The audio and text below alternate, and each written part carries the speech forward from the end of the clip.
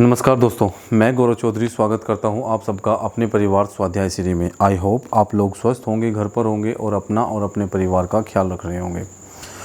घर पर रहिए और अच्छे से पढ़ाई करिए। कल जो हम चैप्टर पढ़ रहे थे वो चैप्टर कल ख़त्म हो गया था। आज नया चैप्टर होगा जिसका नाम होगा लिपि। जिस चैप्टर का नाम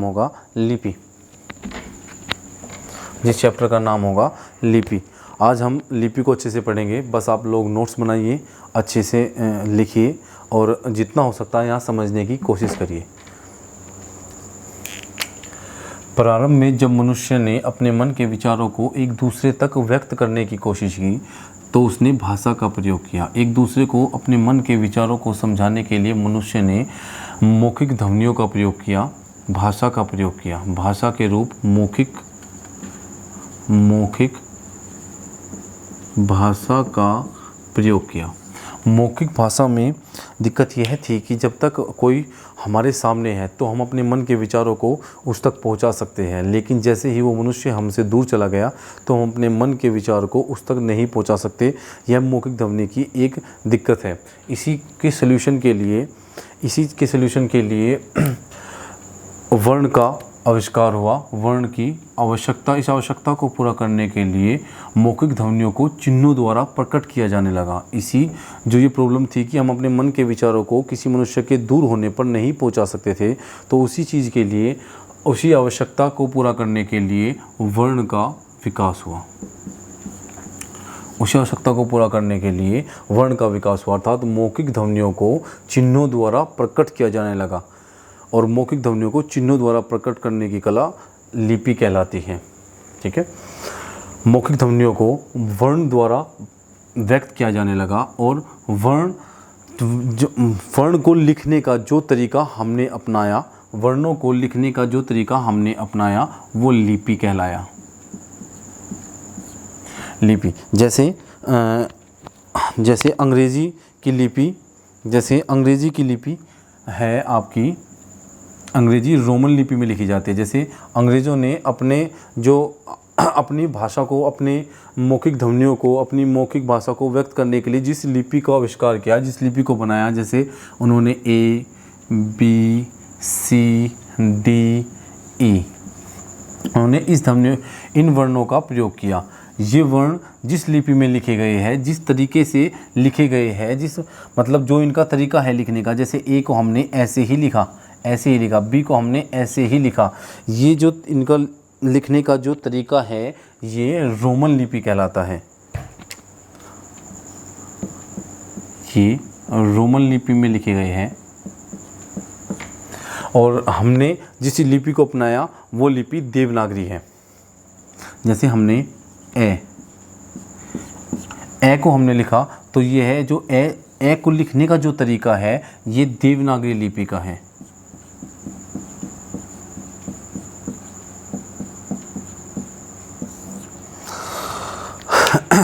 जब लिपि का विकास हो गया, जब वर्णों का विकास हो गया तो इससे हम अपने मन के विचारों को उन लोगों तक भी पहुंचा पाए जो हमसे दूर रहते थे, उन तक पहुंचा पाए। पत्र के माध्यम से, चिट्ठी के माध्यम से हम उन तक इन विचारों को पहुंचा सकते थे और इसी के द्वारा हम अपने आने वाली पीढ़ी तक भी अपने विचारों को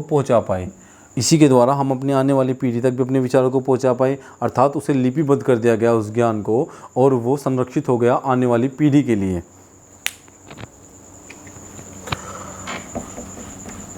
हिंदी भाषा में जो हमारी हिंदी है, उस हिंदी में जो मूल ध्वनि है उनको चिन्हों द्वारा प्रकट किया गया। हिंदी की मौखिक ध्वनि या मूल ध्वनि,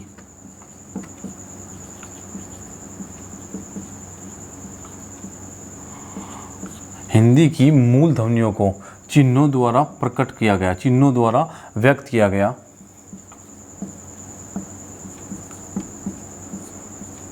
और इन चिन्हों को वर्ण कहा गया और इन चिन्हों के और खंड नहीं किए जा सकते थे।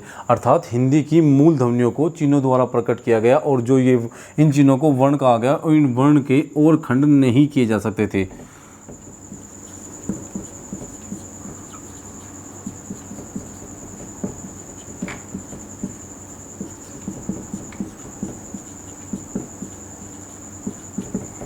जो ये वर्ण थे, इन वर्ण के और खंड नहीं किए जा सकते थे।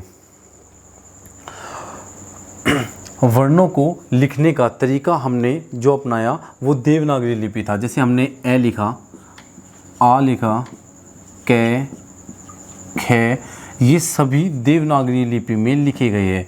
हमने जो वर्णों को लिखने का जो तरीका अपनाया वो देवनागरी लिपि से लिया है। हमारे वर्ण देवनागरी लिपि में लिखे गए हैं।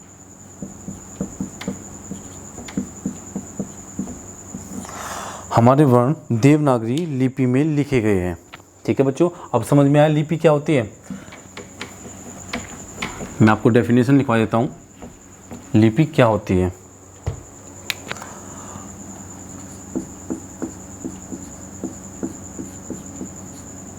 लिपि मौखिक ध्वनियों को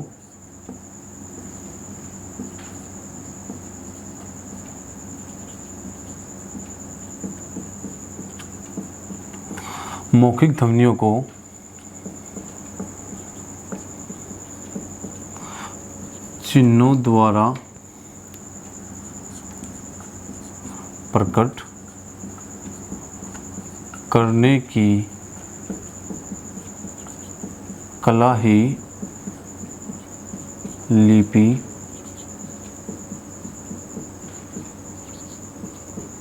कहलाती है। अर्थात जो मौखिक ध्वनियाँ थी उन्हें हमने चिन्हों द्वारा प्रकट किया, और उन चिन्हों जो हमने हमारे मौखिक ध्वनि चिन्हों को प्रकट करने की जो कला थी, अर्थात जिस तरीके से हमने उन्हें लिखा, वो लिपि कहलाई। ठीक है बच्चों, लिपि कहलाई। वर्ण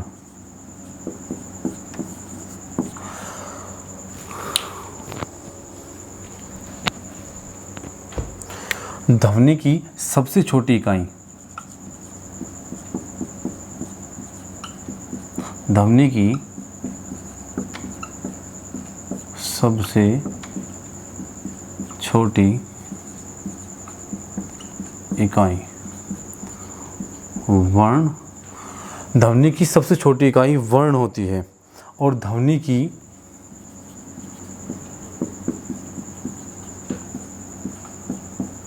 सबसे छोटी सार्थक इकाई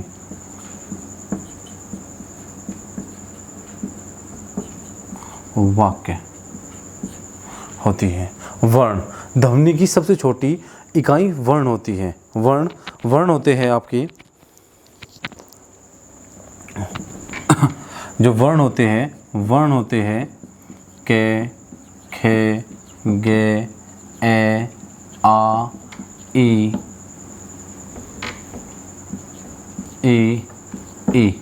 ठीक है, ये सभी वर्ण हैं। ध्वनि की सबसे छोटी इकाई वर्ण कैसे है? ध्वनि की सबसे छोटी इकाई वर्ण इसलिए है क्योंकि वर्ण ध्वनि की सबसे छोटी इकाई है, इसकी सार्थक इकाई नहीं है। सार्थक इकाई और छोटी इकाई में फ़र्क है। जब हमने पहली बार अपने मुख से कोई भी वर्ण निकाला तो हमने उसका उच्चारण किया, हमारे मुख से ध्वनि निकली, तो लेकिन उसका कोई अर्थ नहीं है, क्योंकि कै का अपना कोई अर्थ नहीं होता। कै का कोई अर्थ थोड़ा होता है। आप समझ सकते हो, आप बता सकते हो कि कै का क्या अर्थ होता है? नहीं बता सकते। लेकिन जैसे ही हमने कै का उच्चारण किया तो हमारे मुख से कोई ध्वनि निकली, तो ध्वनि की सबसे छोटी इकाई वर्ण होती है, जबकि ध्वनि की सबसे छोटी सार्थक इकाई शब्द होती है। शब्द, ध्वनि की सबसे छोटी सार्थक इकाई जिसका कोई अर्थ होता है। सार्थक का मतलब होता है जिसका कोई अर्थ होता है।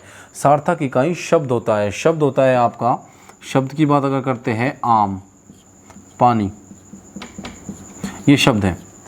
जैसे ही मैंने आपको कहा आम, तो आप लोग समझ सकते हो कि मैं क्या कहना चाह रहा हूँ। कोई अर्थ है इसका, ठीक है ना कोई तो अर्थ है इसका। आम, पानी, ये ध्वनि की सबसे छोटी इकाई है। ध्वनि की सबसे छोटी इकाई शब्द होता है जिसका अपना कोई अर्थ होता है। अगर हम यहीं पे बात करते हैं भाषा के बारे में कि भाषा क्या होती है? भाषा होती है अपने मन के विचारों को एक दूसरे तक पहुंचाने का साधन। भाषा वह माध्यम है जिसके द्वारा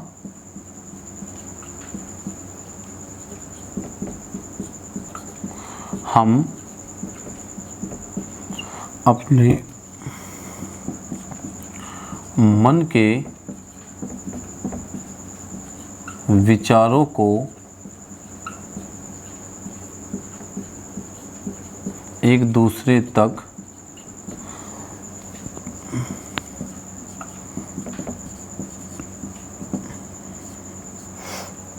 पहुंचाते हैं। अर्थात इसका कोई ना कोई मतलब होता है। भाषा क्या है? भाषा वह है जिसके द्वारा हम अपने मन के विचारों को एक दूसरे तक पहुंचाते हैं। और भाषा की सबसे छोटी इकाई सार्थक इकाई, भाषा की सबसे छोटी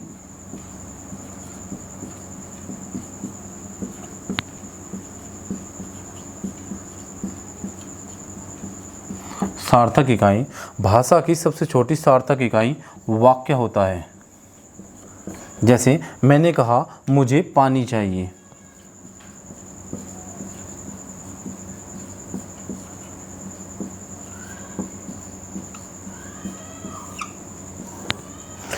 आप लोग इस बात को समझ सकते हो, इससे मेरा विचार प्रकट हुआ, मेरा स्पष्ट रूप से विचार प्रकट हुआ। मैं कहना चाह रहा हूँ मुझे पानी चाहिए, तो आप समझ सकते हो। लेकिन अगर मैं सिर्फ कहूँ पानी, तो अब आप ये बताइए मेरा कौन सा विचार आप समझ सकते हो? हाँ, इसका कोई अर्थ है तो ध्वनि की सबसे छोटी इकाई शब्द होती है, क्योंकि ये एक शब्द है तो ये ध्वनि की इकाई हो सकती है। लेकिन भाषा की सबसे छोटी इकाई वाक्य होती है। तो मुझे ये बताइए आप इससे मेरा कौन सा मतलब समझ सके, आप इससे मेरे कौन से विचार को समझ सकते हैं सिर्फ पानी कहने से? या मैं कह दूँ मुझे,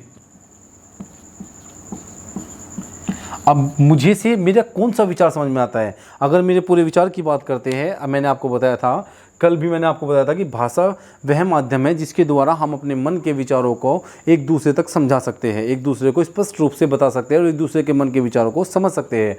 लेकिन सिर्फ पानी कहने से या फिर मुझे कहने से या चाहिए कहने से कौन सा मेरा मन का विचार स्पष्ट रूप से आप लोगों को समझ में आता है? लेकिन जैसे ही मैं कहता हूँ कि मुझे पानी चाहिए तो मेरे पूरे मन के विचार को आप स्पष्ट रूप से समझ पाते हो। लेकिन जैसे ही मैं कहता हूँ पानी, तो आप समझ सकते हो कि ये एक ध्वनि है और ये ध्वनि की इसका कोई अर्थ है, यह ध्वनि की सबसे छोटी सार्थक इकाई है। अगर मैं वर्ण की बात करता हूँ, वर्ण होता है ए या आ। अगर मैं लगा दूँ माँ, मैं और आ को मिला देता हूँ, अगर मैं और आ को मिला देता हूँ तो माँ बन जाता है माँ।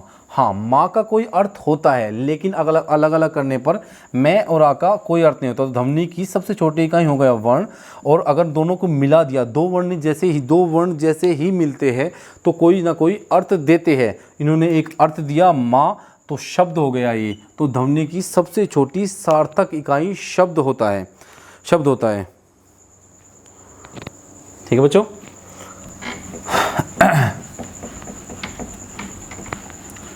बस समझने का प्रयास करिए, थोड़ा समझ में आ जाएगा। अगर ऐसा कुछ भी प्रॉब्लम हुई तो एक दो बार नोट्स उठाइएगा और अच्छे से समझ में आ जाएगा।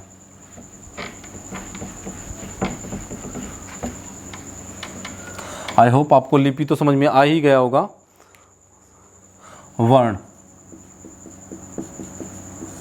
वर्ण क्या होता है? वर्ण होता है भाषा की वह सबसे छोटी इकाई जिसके और खंड नहीं किए जा सकते। वर्ण भाषा की वह सबसे छोटी इकाई जिसके और खंड नहीं किए जा सकते हैं। वर्ण होता है भाषा की वह सबसे छोटी इकाई जिसके और खंड नहीं किए जा सकते। वर्ण जैसे कै, क्या कै के कोई और खंड किए जा सकते हैं? जैसे ए का कोई और खंड किया जा सकता है? आ, मैं, ए, क्या इनके कोई खंड किए जा सकते हैं? नहीं किए जा सकते। अर्थात भाषा की वह सबसे छोटी इकाई जिसके और खंड करना संभव नहीं है वर्ण कहलाता है। और वर्णों के व्यवस्थित समूह को वर्णमाला कहते हैं। वर्णमाला वर्णों के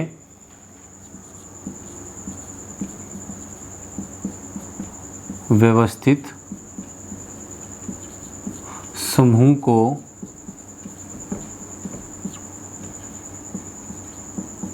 वर्णमाला कहते हैं। और वर्ण, जो हमारी हिंदी भाषा के जो वर्ण हैं, हमने उन्हें लिखने का जो प्रकार, जो तरीका अपनाया है वो लिपि अर्थात देवनागरी लिपि में अपनाया गया है। ठीक है। वर्णों के व्यवस्थित समूह को वर्णमाला कहते हैं। भाषा की वह सबसे छोटी मूल इकाई जिसके और खंड नहीं किए जा सकते वर्ण कहलाते हैं। और जैसे ही वर्णों को हमने जैसे हमने ए, आ, ई, उ, अर्थात कंठ, तालव्य, ओष्ठ्य एक क्रम में लगा दिया, इन्हें एक क्रम के रूप में व्यवस्थित कर दिया, तो जैसे ही हमने वर्णों को क्रम के रूप में व्यवस्थित किया, एक चार्ट में बांध दिया इनको, एक क्रम में इनको पिरो दिया, एक क्रम में रख दिया इनको, तो वर्णों का जैसे ही व्यवस्थित रूप आया तो उसे वर्णमाला कहते हैं। बात करते हैं देवनागरी लिपि का। जो हमारी देवनागरी लिपि है, जो हमारी हिंदी है, उसकी जो लिपि है वो देवनागरी है। तो देवनागरी लिपि का, वैसे लिपि बहुत सारी हो सकती है। अगर हम लिपि की ही बात करते हैं, जैसे ही हमने वर्ण लिखा तो वर्ण को जो लिखने का जो तरीका है, जो हमारे वर्ण लिखे हुए हैं, ए, आ, ये जिस तरीके से लिखे हुए ये लिपि कहलाता है। अर्थात हमारी जो लिपि है वो देवनागरी लिपि कहलाती है। हमने जो अपने वर्ण लिखे हैं वो देवनागरी लिपि में लिखे हैं। लिपि बहुत सारी हो सकती है। जैसे हमारी देवनागरी लिपि है, ऐसा नहीं कि बस यही एक लिपि है। जैसे अंग्रेजी जिसमें लिखते हैं उसे बोलते हैं रोमन लिपि। अगर बात करूँ तो चित्रात्मक भी होती है, चित्रात्मक लिपि जैसे चाइना की लिपि। जो चाइना की जो लिपि होती है वो चित्रात्मक होती है। वहाँ पे हर एक शब्द के लिए एक चित्र होता है, हर एक शब्द का एक अलग चित्र होता है। अगर वो पानी लेते हैं तो पानी के लिए एक अलग चित्र होता है, उसे उन्हें याद करना होता है। जैसे मोहनजोदड़ो सभ्यता की लिपि, वो भी चित्रात्मक लिपि थी। किसी एक चित्र के द्वारा पूरी बात कह देना, समझा देना। चित्रात्मक लिपि मोहनजोदड़ो सभ्यता की, चाइना की जो लिपि है वो भी चित्रात्मक लिपि में ही आती है। ठीक है। अगर बात करूं मैं देवनागरी लिपि का प्रथम प्रमाण, देवनागरी लिपि का प्रथम प्रमाण, देवनागरी लिपि का प्रथम प्रमाण, देवनागरी लिपि का प्रथम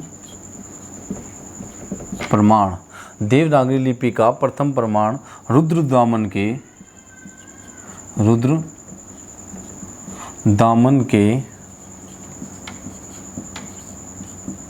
जूनागढ़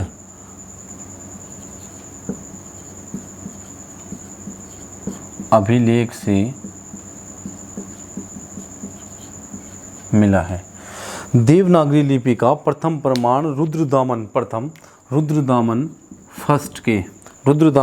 फर्स्ट के जूनागढ़ अभिलेख से मिला है।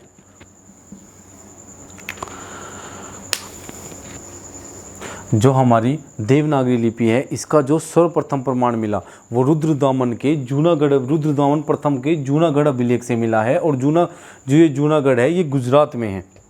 जूनागढ़ जो है ये गुजरात में है। रुद्रदामन के द्वारा किसी झील का पुनर्निर्माण कराया गया था, दोबारा से उसे ठीक कराया गया था। तो उसमें उसने जो श्लोक लिखे हैं वो देवनागरी लिपि में लिखे गए हैं।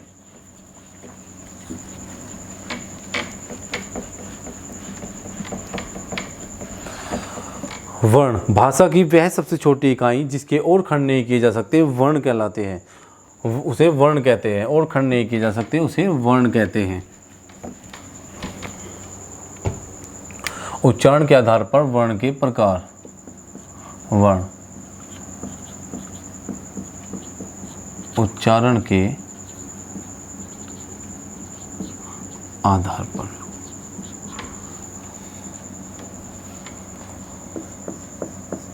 उच्चारण के आधार पर वर्ण के प्रकार। उच्चारण के आधार पर वर्ण दो प्रकार के होते हैं।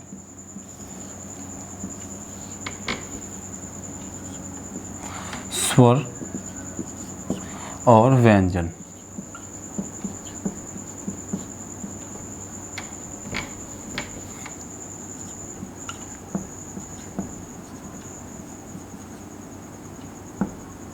स्वर और व्यंजन। उच्चारण के आधार पर वर्ण दो प्रकार के होते हैं, स्वर और व्यंजन। स्वर वे होते हैं जिनके उच्चारण करने जो स्वतंत्र ध्वनियाँ होती हैं, जो स्वतंत्र ध्वनियाँ होती है, जो स्वर स्वतंत्र ध्वनियाँ होती है, स्वर स्वतंत्र ध्वनियाँ होती है, अर्थात इनके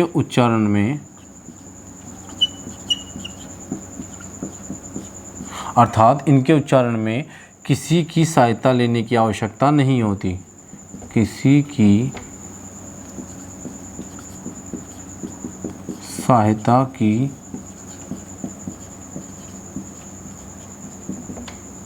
आवश्यकता नहीं होती। जबकि व्यंजन स्वतंत्र ध्वनियाँ नहीं होती। व्यंजन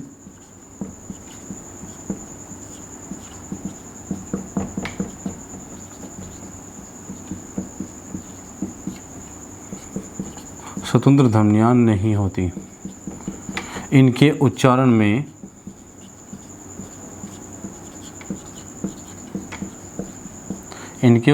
में स्वर की सहायता लेनी होती है। व्यंजन का उच्चारण स्वतंत्र रूप से नहीं होता। इनके उच्चारण में हमें व्यंजन की स्वर की सहायता लेनी पड़ती है।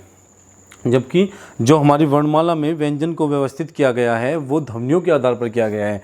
जैसे सबसे पहले जो कंठ से आने वाली ध्वनियाँ हैं उन्हें रखा गया। कंठ से आने वाली सबसे नीचे कंठ होता है, फिर आपका तालु होता है, ऊपर की तरफ मूर्धन्य होता है, आगे दंत होते हैं और फिर ओष्ठ्य होते हैं। जो ध्वनि हमारे कंठ से टकराकर बाहर आती है उसे कंठ्य बोलते हैं। तो सबसे पहले व्यंजन में उन ध्वनियों को रखा गया है, उन वर्णों को रखा गया है जो कंठ्य श्रेणी में आते हैं। कंठ्य, फिर तालव्य, दूसरे नंबर पर तालव्य को रखा जाता है। तीसरे नंबर पर इसे रखा जाता है मूर्धन्य को रखा जाता है। कंठ, तालव्य, मूर्धन्य, दंत्य और ओष्ठ्य, दंत्य और ओष्ठ्य, इस रूप में इन्हें व्यवस्थित किया गया है। व्यंजनों को जो वर्णमाला में स्थान दिया गया है वो वैज्ञानिक ढंग से दिया गया है, अर्थात वैज्ञानिक तरीके से उन्हें दिया गया है। जैसे हमारे मुख से जब भी हम किसी वर्ण को निकालते हैं तो ध्वनियाँ निकलती है, क्योंकि वर्ण ध्वनि की सबसे छोटी इकाई होती है। तो जैसे ही हम अपने मुंह से ध्वनियाँ निकालते हैं, ये हमारा मुख है, मान लो ये हमारा मुख है और ये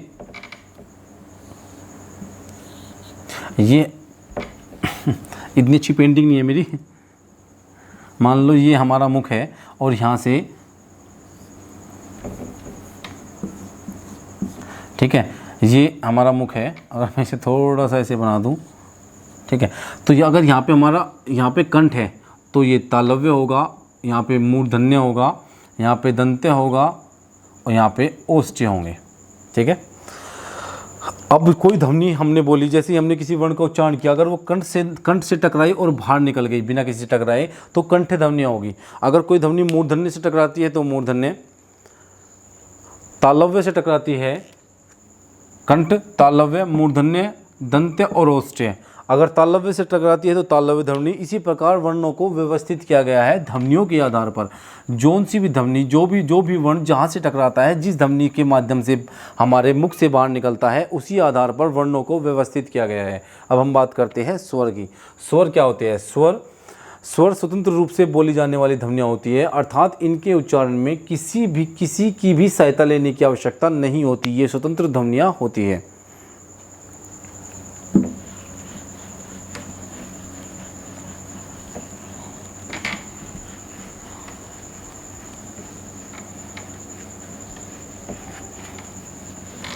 अब बात करते हैं स्वर की। स्वर, स्वर के प्रकार, स्वर उत्पत्ति के आधार पर, उत्पत्ति के आधार पर, उत्पत्ति के आधार पर स्वर दो प्रकार के होते हैं, मूल स्वर और नंबर 2 संधि स्वर।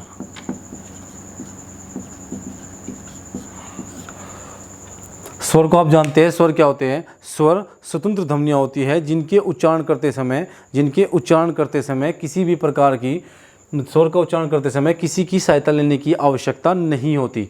उत्पत्ति के आधार पर स्वर दो प्रकार के होते हैं, एक मूल स्वर और एक संधि स्वर। मूल स्वर वे स्वर होते हैं जिनके उच्चारण में बहुत कम समय लगता है और जिनके उच्चारण में एक मात्रा के बराबर समय लगता है, अर्थात बहुत कम समय लगता है। इन्हें हास्य स्वर भी कहते हैं, हास्य स्वर, जिन्हें हास्य स्वर भी कहते हैं। मूल स्वर को हास्य स्वर भी कहा जाता है। इनके उच्चारण में बहुत कम समय लगता है। मूल स्वर के उच्चारण में जो मूल स्वर होते हैं